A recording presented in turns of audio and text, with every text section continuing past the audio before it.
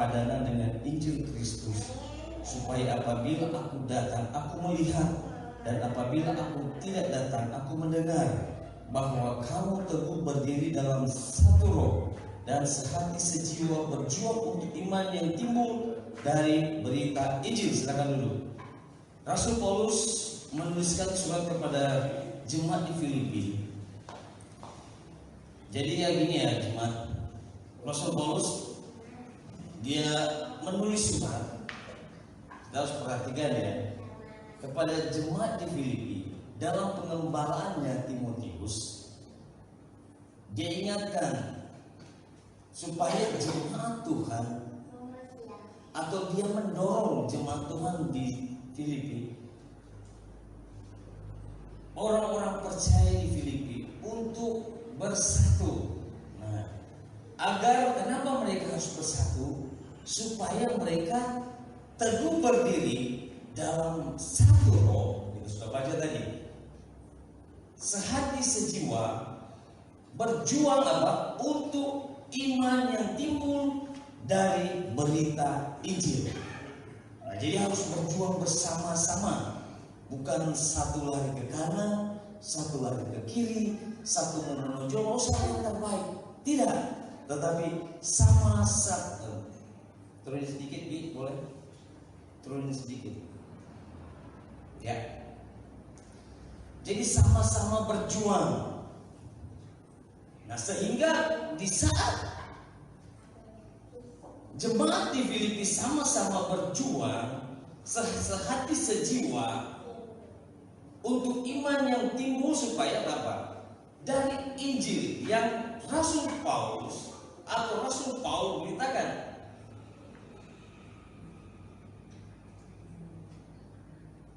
Kita lihat sekarang banyak, kalau buat saya sangat menyedihkan, dan bahkan mungkin, dan bukan mungkin ya,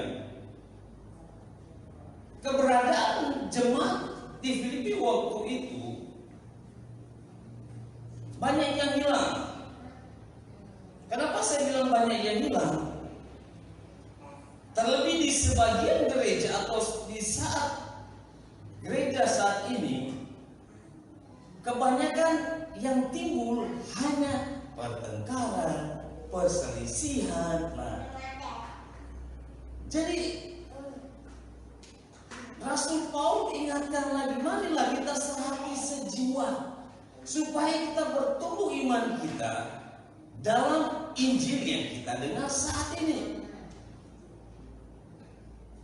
Jangan menjadi antara satu dan kita menjadi musuh, tetapi mari menjadi apa? Satu, jangan terpecah belah. Paulus menulis ini kepada jemaat ya. Begini tadi saya sudah singgung. Dia berkata, karena itu hidupmu berpadanan dengan Injil Kristus. Nah, ini yang kita perhatikan baik pagi hari ini. Jemaat Tuhan yang di rumah juga berpadanan. Nah, berpadanan dengan apa? Apa kata si A, apa kata si B? Atau apa kata si buku yang ini terkenal, yang populer? Enggak. Berpadanan dengan Injil apa? Injil Kristus. Kata Rasul Paulus, supaya apa? Supaya ketika aku datang, itu dia bilang kan, ketika aku datang, aku melihat. Apabila aku tidak datang, aku mendengar bahwa iman itu bertumbuh di dalam Tuhan. Jadi bertumbuh di dalam Tuhan. Ada pertumbuhan iman kita, ada pertumbuhan rohani kita. Bukan hanya pertumbuhan secara materi, mungkin kita lihat, oh kita serba wow sekarang mempunyai alat yang canggih, tetapi kalau pertumbuhan iman tidak ada, sedikit-sedikit ngambek, sedikit-sedikit rewel.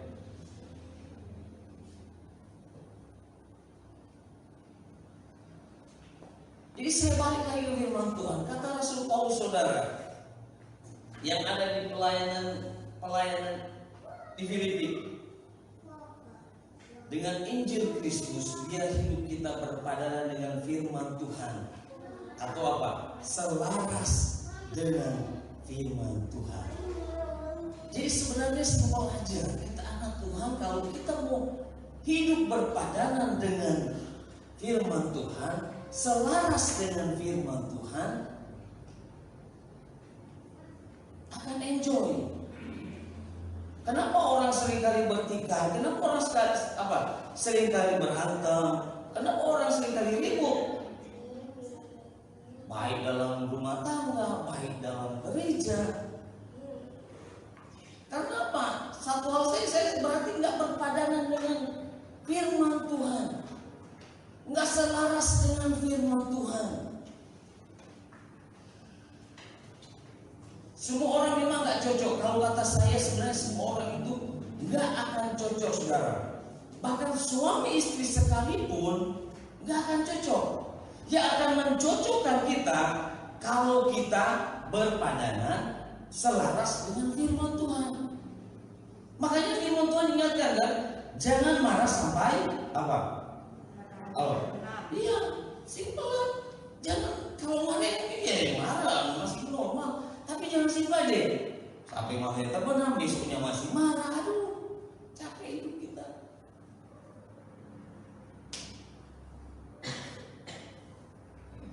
Kalau kita berpadanan dengan firman Tuhan, sekeras apapun orang itu, sekeras apapun istri itu, suami itu pasti akan luluh dengan firman Tuhan. Kita cocokkan dengan firman Tuhan. Amin. Iya, cocokkan aja dengan firman Tuhan.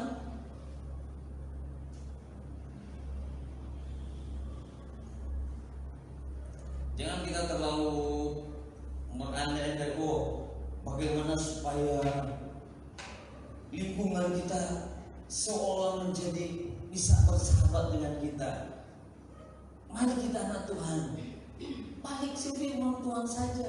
Tadi kita sudah baca loh, berpadanan, ya kan? Hanya adalah hidupmu berpadanan dengan Injil Kristus.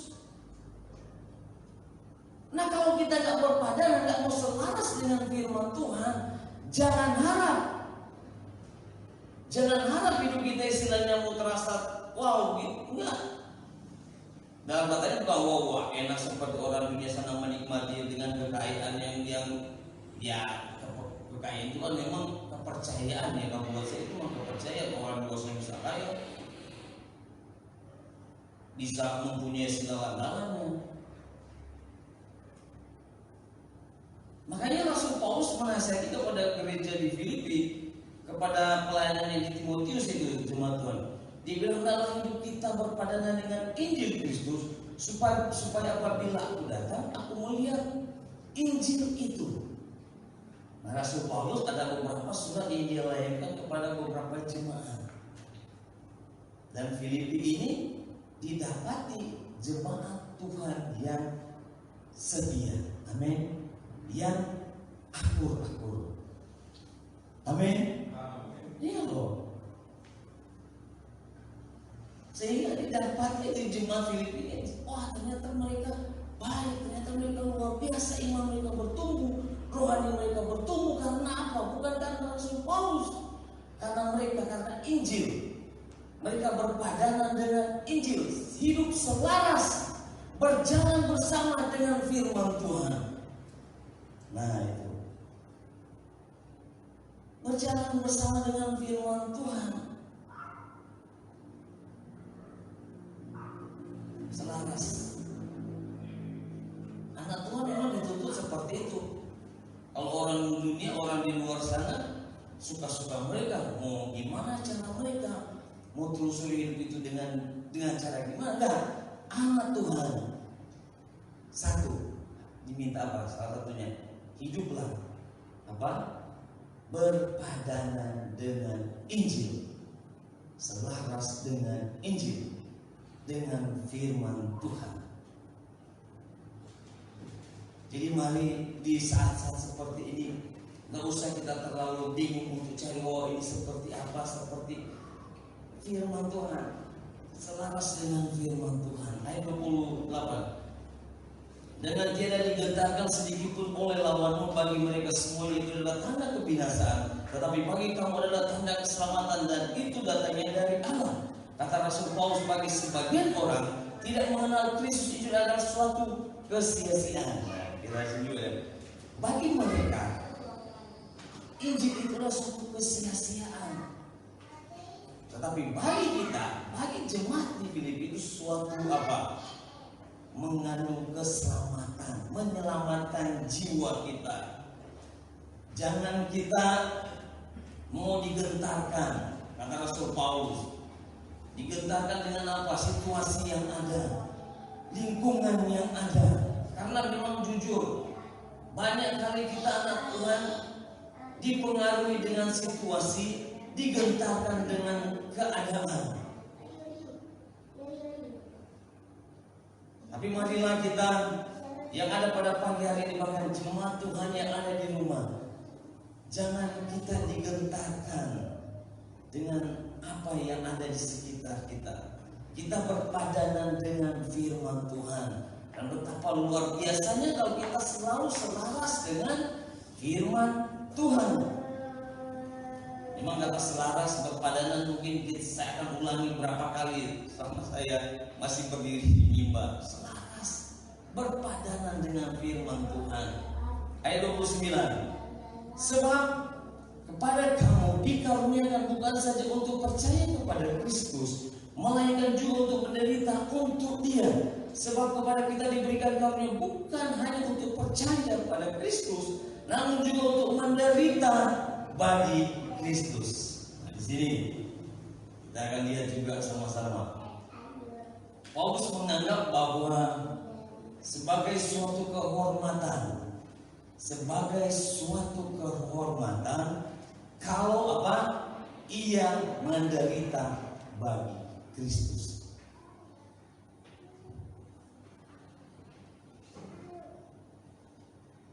Orang mungkin di luar sana nolak, masa mau menderita? Karena pada dasarnya kita tidak menganggap apa?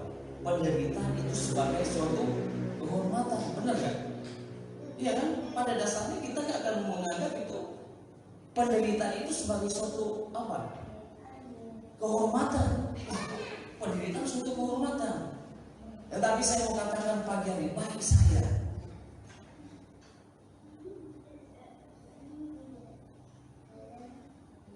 memang kalau berbicara tentang penderitaan,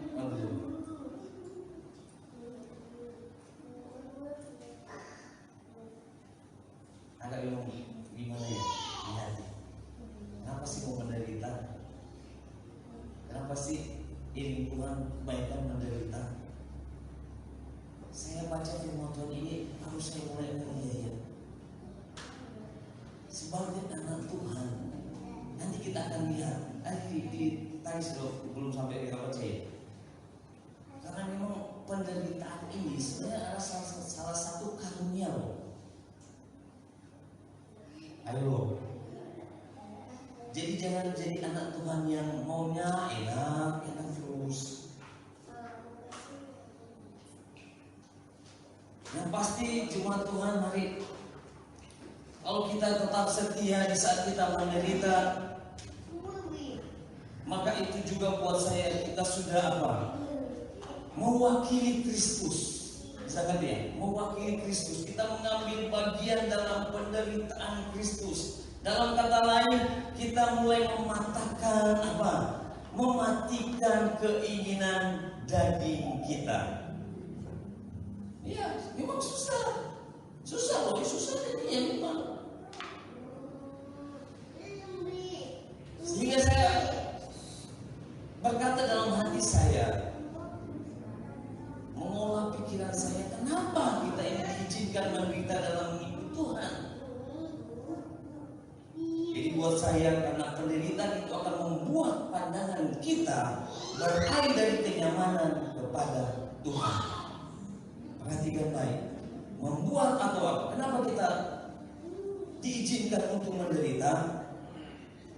Karena itu akan membuat pandangan kita beralih dari kenyamanan kepada Tuhan. Maksudnya apa?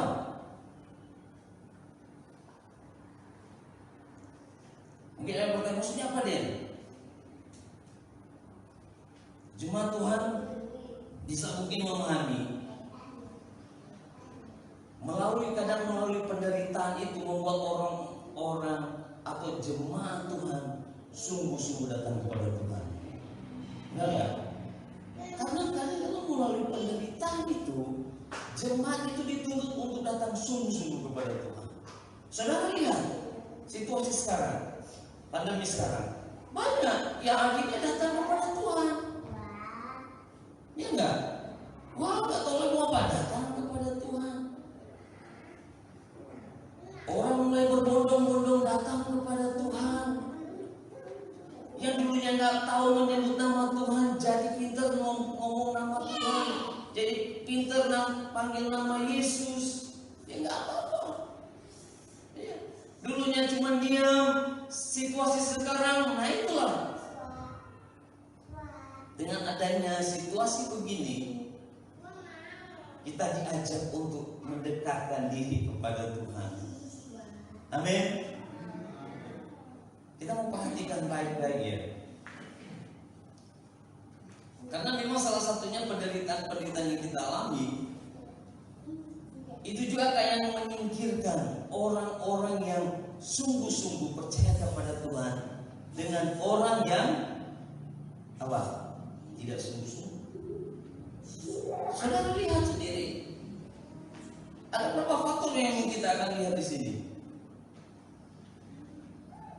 Banyak bukan berapa anak Tuhan yang akhirnya mundur dalam mengiringkan Tuhan setelah dia menghadapi suatu masalah, menghadapi suatu musibah, dia mundur.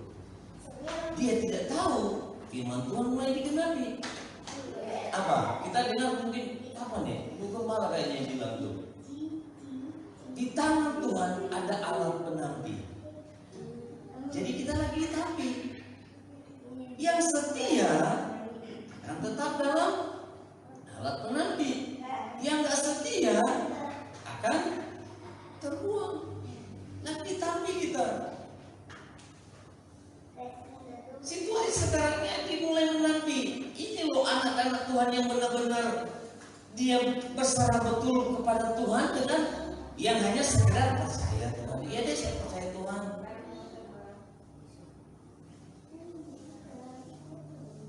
Dia gak akan ada suatu kemauan yang atau hasrat yang luar biasa untuk datang kepada Tuhan. Nah, dia itu situ mulai ditampi. Orang yang hanya sekedar saya sudah mengenal Tuhan, saya sudah tahu apa Tuhan Yesus apa itu? Tuhan Yesus baik, dia baik, ini baik. Dia tak lupa dalam mengidamkan Tuhan itu ada banyak proses yang akan dihadapi.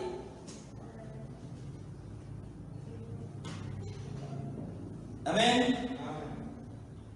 Sebab kamu dikaruniakan bukan saja untuk percaya kepada Kristus. Dikaruniakan loh. Tetapi enggak oleh menderita. Amin. Takut ya kalau bilang menderita enggak ada aminnya.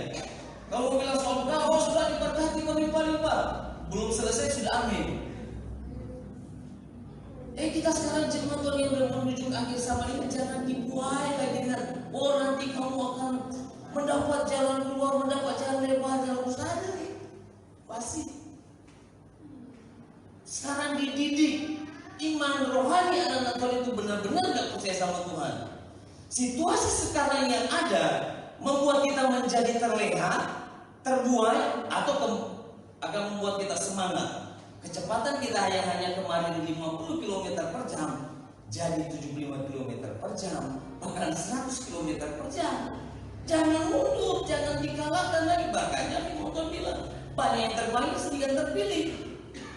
Jangan kita sudah lama mengingatkan Tuhan hanya ternyata karena Tuhan begini aja.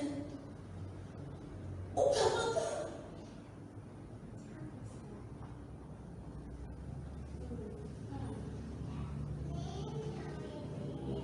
Kasih karunia.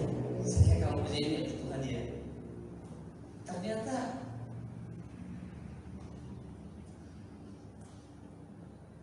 karunia juga dia menderita. Kita biasanya kan cuma tunjukkan kamu diberikan karunia nyanyi, pintar nyanyi, ya enggak? Kamu dikaruniakan pintar berkhotbah, kamu dikaruniakan orangnya amit.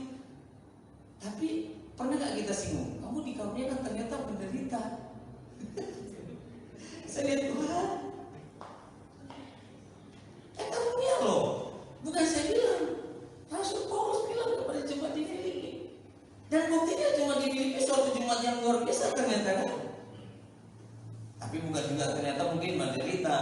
Ada lagu Pantai Costa dulu, kita kan Pantai Costa ya. Karena lagu yang suka gini. Saya mau apa? Ikut lagunya. Iring Yesus, saya mau iring Yesus sampai selama-lamanya.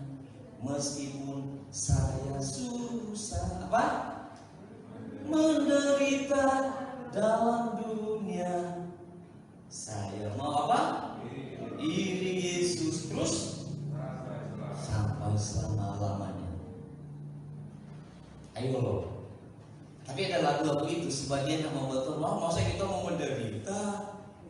Kita kan sudah diberikan kuasa untuk merubah yang tidak baik menjadi baik, yang miskin menjadi kaya. Ya, hebat firman Tuhan. Makanya anak Tuhan sekarang bukan saya bilang sudah baik pintar. Ya kami memang betul dituntut membaca firman Tuhan. Banyak baca firman Tuhan. Ada satu ayat yang memang bukan satu ayat. Memang satu ayat. Satu perkataan yang kadang-kadang kita suka terbawa, apa mungkin terbawa dari dulunya. Saudara yang terkasih, saudara akan dilimpahkan dengan berkat rohani dan jasmani. Ya kan? Ada kan gitu? Ada kan? Ada nggak? Ada nggak? Benar ya? Benar. Tetapi saya lihat firman Tuhan. Yang ada itu apa? Hanya apa? Berkat rohani. Saudara bolak-balik Alkitab nggak akan dapat apa yang diberkati secara jasmani. Benar. Tidak ada bilang berkat jasmani. Selain berkat yang apa yang kita butuhkan di bawah langit akan mengikuti kita. Ayo. Nggak ada loh. Coba cari. Berkat rohani ada. Dicatat. Saya sudah bolak-balik, walaupun nggak pintar begini, nggak pintar bahasa Inggris, dalam bahasa Yunani apa? Iya, bukan berkat jasmani, itu berkat rohani ada. Dan saya kembali ke firman Tuhan. Jadi karunia menderita itu ternyata memang ada ya. Kita harus pahami bersama pagi hari ini. Karunia menderita itu ada. Jadi biarlah kita saat ini menjadi anak-anak Tuhan yang sungguh-sungguh hidup dengan apa yang Tuhan mau. Nah, tadi aku tadi singgung kan, suka-sukamu Tuhan. Lalu suka-sukamu Tuhan. Kalau Tuhan lagi bentuk kita, jangan ngomel. Ayo, suka-sukamu Tuhan loh. Terserah Tuhan. Ayo. Kita kadang-kadang nanti lagunya seperti ini ya. Kita joget enak. Setelah Tuhan mulai bentuk kita, aduh Tuhan. Nah kalau Tuhan jawab, katanya suka-suka saya. Suka-suka saya mau bikin lu lagi tergeletak sekarang. Suka-suka saya mau bikin lu bagus. Saya suka-suka saya loh. Yang pasti supaya rohani kamu bertumbuh. Yang pasti jiwamu nanti akan masuk surga. Apa gunanya sih dunia ini kalau kita punya tapi juga kita binasa? Nah itu Tuhan bilang kan.